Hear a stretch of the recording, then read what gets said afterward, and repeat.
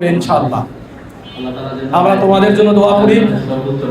তোমরা একদিকে যেমন পরীক্ষায় ভালো রেজাল্ট করবে, অন্যদিকে এই দেশের চাহিদার আলোকে তোমরা নিজেদেরকে যোগ্য মানুষ হিসাবে গড়ে তুলবে।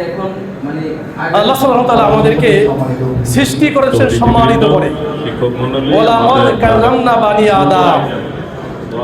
কাজে আমাদের সৃষ্টিগতভাবেই আল্লাহ সুবহানাহু ওয়া তাআলা আমাদেরকে সম্মানিত করে সৃষ্টি করেছেন।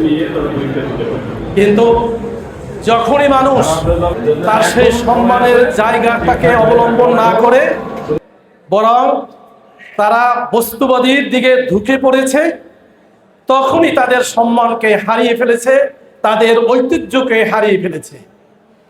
আমরা মনে করি বাংলাদেশের মাদ্রাসা শিক্ষা তথা তামরুল মিল্লাত কামিল মাদ্রাসার কথা স্পেশালি বলবো যে এখানে যে শিক্ষার গুণগত মান, এখানে দুনিয়া এবং পরকালের যোগ্যতা সম্পন্ন নাগরিক তৈরি করা হচ্ছে।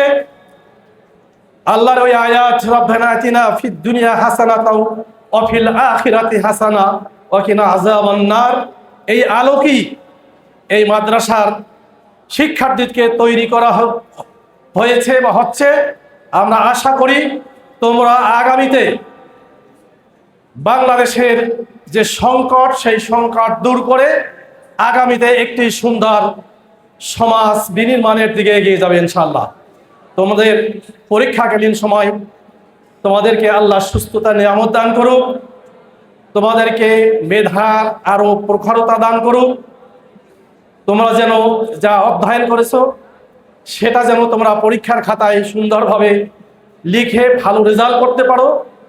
পিতামাতার নয়ন জুড়ানো যে সন্তান, তাদের সেই কাঙ্ক্ষিত ফলাফল তোমরা অর্জন করতে পারো এবং বাংলাদেশকে পরিবর্তনের ক্ষেত্রে তোমরা আগামী দিনের ভূমিকা রাখবে, এমন যোগ্যতা সম্পন্ন হিসাবে আল্লাহ তোমাদেরকে তৈরি করুক। এই আশা ব্যক্ত করে আমি আমার সংক্ষিপ্ত কথা শেষ করছি। আসসালাম।